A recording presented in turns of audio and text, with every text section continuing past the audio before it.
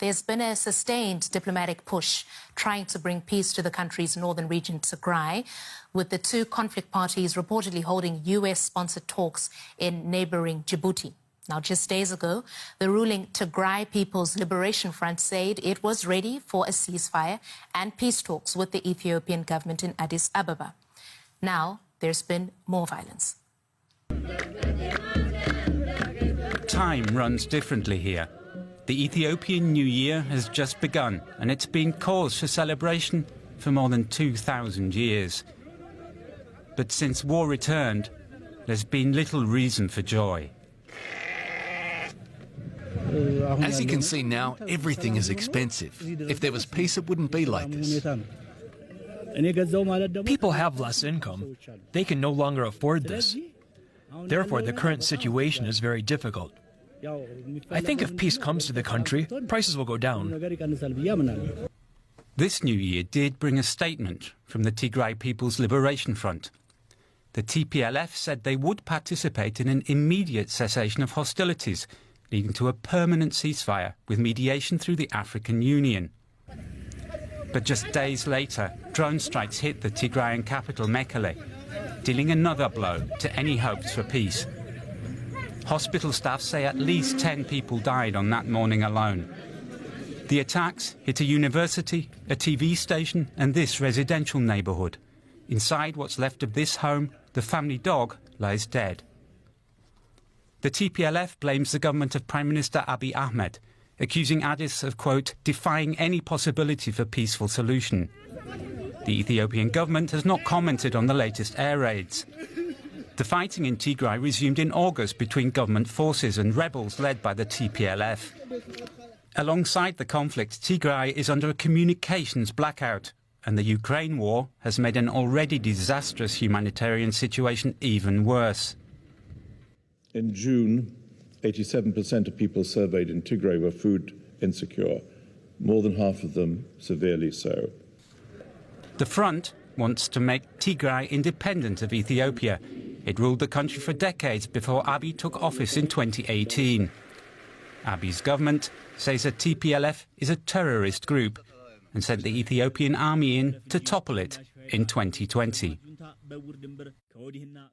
And I'd now like to bring in Koleta Wanjoyi, who is a journalist based in Ethiopia's capital, Addis Ababa. It's good to have you on the program, Koleta. What more do you know about what is currently happening in Tigray?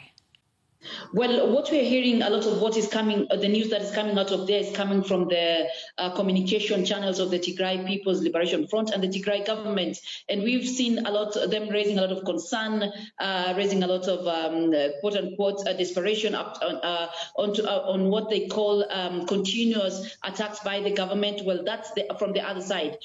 From the humanitarian agencies, they've already raised concern and say that already the situation inside Tigray was already dire even before the new fighting began. So they are saying that the gap of supply of humanitarian issues is going to be more wide, you know, if a ceasefire is not reached and continuation of humanitarian supplies, goes on. So it's an issue of desperation, an issue of also blockade in terms of how to verify information that's coming out of there, because on the other side, the government has not really said much in the past few days.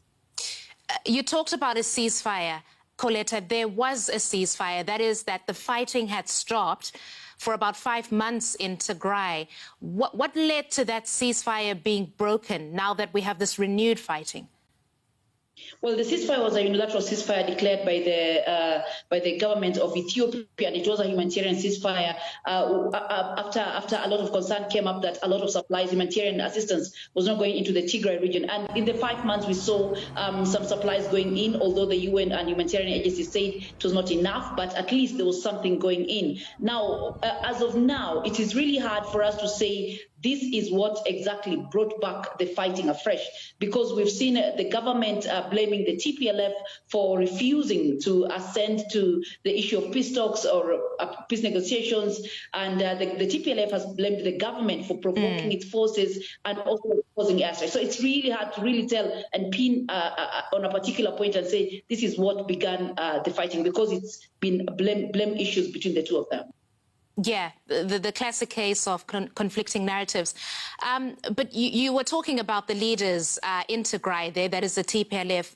They said that they are ready for peace talks with the government in Addis Ababa. They say that on condition that those peace talks are led by the African Union. How significant is this development?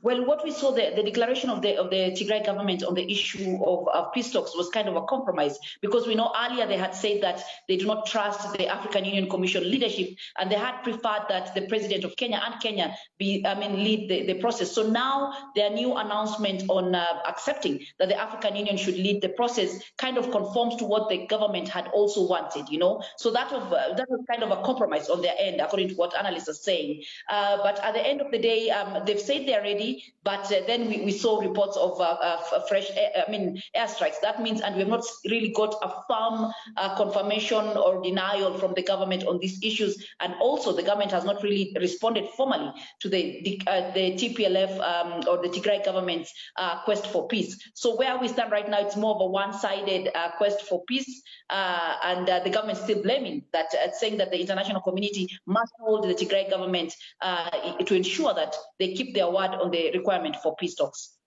All right, that is the journalist Coletta Wanjoy talking to us from Addis Ababa there. Thank you for your reporting.